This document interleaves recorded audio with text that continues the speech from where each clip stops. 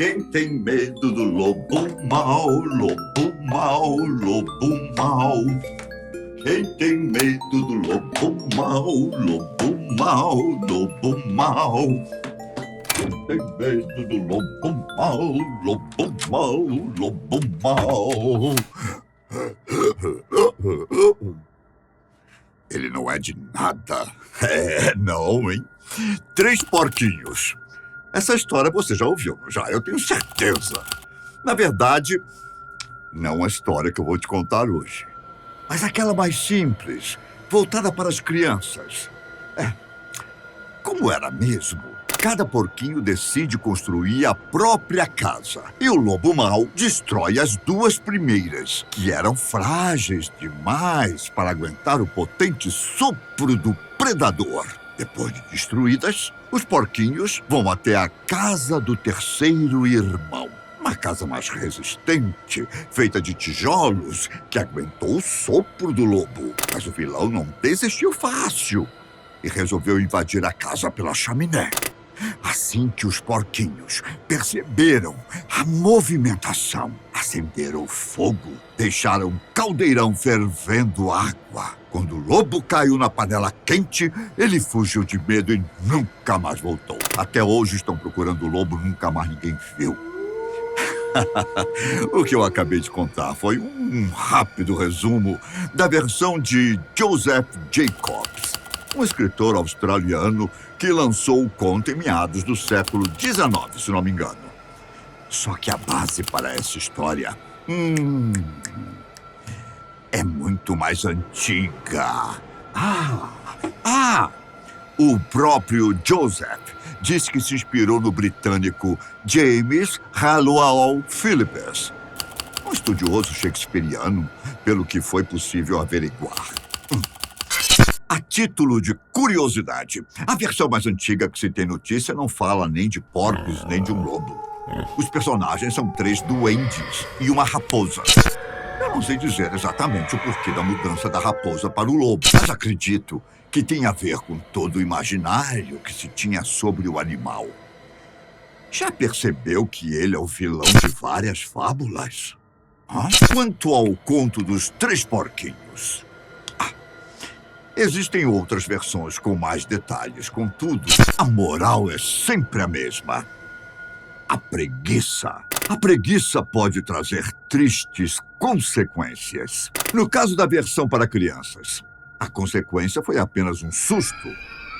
Já a versão original mostra que os resultados podem ser mortais. A história começa quase do mesmo jeito, só que há uma participação um pouco mais relevante da mãe dos 3 porquinhos. Eu tô parecendo um dos 3 porquinhos, não tô? Mas não. Ela pode ser mais idosa. Ela chegou à conclusão de que seus filhos estavam velhos o suficiente para saírem de casa e viverem por conta própria. O primeiro a ir embora foi o porquinho mais velho, que também era o mais preguiçoso de todos. Sem experiência em morar sozinho, ele pediu dicas a um gentil senhor que morava ao lado da dona porca. Ele ofereceu palhas ao irmão mais velho e alertou que, embora fossem mais fáceis de usar para construir uma casa, também eram mais frágeis. O porquinho, preguiçoso como era, aceitou a palha, pensando que poderia construir a casa bem mais rápido. E até que ele estava certo. O problema é que um lobo faminto escutou o barulho da construção e começou a rodear a casa, esperando o momento certo para atacar e, claro, se alimentar. Assim que terminou, o porquinho entrou para descansar. Porém, ele não teve nem tempo de pregar os olhos quando foi incomodado pelas batidas na porta. Pum, pum, pum, pum, pum. Quem poderia ser? Pensou ele. O porquinho poderia ser preguiçoso, mas era um pouquinho esperto. Ao invés de abrir a porta de uma vez, Perguntou quem era apenas para descobrir que o lobo estava do outro lado. O porquinho disse que nunca abriria a porta. Pelo contrário, ele passou umas trancas para que ela não fosse arrombada.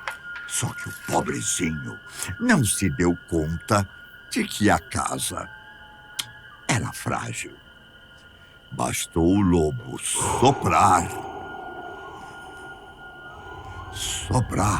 e soprar para que toda a palha voasse para longe. Então, assim que viu o porquinho, o predador o devorou como num piscar de olhos. Sem chance de fugir para a casa do outro irmão. Bom, alguns dias depois, foi a vez do porquinho do meio ir embora da casa da Dona Porca. Na ocasião, ele não sabia que seu irmão mais velho estava morto.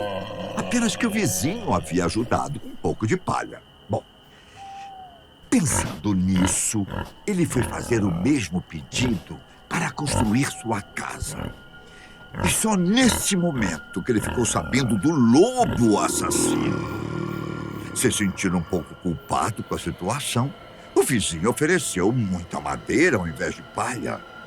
Confiante que a casa seria resistente e que o porquinho não ficaria em perigo se a construísse com uma região, digamos, em uma região distante da floresta. Só que o irmão do meio era cabeça dura, viu? Cabeça dura. Ele achou que a madeira por si só garantiria segurança. A casa, então, foi feita justamente perto das árvores, onde o lobo costumava ficar. No final, quem estava certo era o vizinho. A história do porquinho mais velho praticamente se repetiu. O lobo viu a casa do irmão do meio e aguardou o momento ideal para agir. Depois de bater na porta, pum, pum, pum, e o porquinho recusara abrir, bastou o lobo soprar e soprar para que toda a madeira, pum, caísse. Assim que viu o irmão do meio, ele, o devorou. Também não houve fuga, não. E só restou o porquinho mais novo, que não fazia ideia que já tinha perdido seus 2 irmãos. Ele também ficou sabendo das trágicas notícias pelo vizinho da Dona Porca. Só que dessa vez o senhor não sabia como ajudar. Não sabia. Se nem a madeira aguentou o sopro do lobo, que poderia? O porquinho tinha a resposta. Ele sabia que se construísse uma casa de tijolos, o sopro do lobo não seria forte o suficiente para derrubá-la. Por mais que a construção demorasse, não haveria nenhum perigo no futuro. O vizinho achou a ideia brilhante e até o ajudou com alguns materiais. Além disso, ao contrário dos seus irmãos, o último porquinho fez questão de construir a casa em uma região mais distante da mata. Uma região que parecia mais segura. O lobo, é claro, descobriu os planos do porquinho mais novo e tentou derrubar a casa com seu sopro. Mas, como você deve imaginar, a tática não deu certo. Sendo assim, o lobo tentou enganar o porquinho, chamando-o para colher alguns legumes no dia seguinte, como se quisesse apenas uma companhia. Com receio do que poderia acontecer, o porquinho aceitou o convite com um plano em mente. Ele acordou mais cedo no dia seguinte, colheu os legumes e, quando o lobo apareceu, disse que tinha se esquecido de outro compromisso. Determinado a fazer o porquinho de refeição, o lobo fez mais outros 2 convites, sempre chegando mais cedo para tentar dar bote. Somente na terceira vez que ele conseguiu se adiantar e quase pegou o porquinho na floresta. Mas o irmão mais novo foi mais esperto e deu um jeito de assustar o lobo para poder entrar em casa correndo. Aquela foi a gota d'água. Foi. O lobo tentou arrombar a residência, mas as portas e as janelas estavam muito bem trancadas. A única entrada possível era pela chaminé. A questão é que o porquinho sabia disso. E ele até tinha um plano caso o lobo tentasse invadir por cima. Enquanto o predador escalava o telhado, o irmão mais novo acendeu a lareira e deixou fervendo um caldeirão com água. No momento que o lobo desceu a chaminé, ele caiu direto na armadilha. Só que o predador não teve a menor chance de ir embora com medo, como acontece nas versões para crianças. O porquinho lacrou a tampa do caldeirão imediatamente e lá ficou o lobo, cozinhando até morrer na água quente. Essa foi a vingança pelo assassinato de seus irmãos. Quando o predador não estava mais vivo, o porquinho percebeu que seu jantar estava quase pronto. Ele aproveitou para fazer um ensopado e teve carne para o jantar. Um final feliz? Eu diria que nem tanto. Esse me parece bem mais um caso em que o feitiço virou contra o feiticeiro. Não é? Cuidado com a preguiça. Quem tem medo do lobo mau, lobo mau, lobo mau... Oh!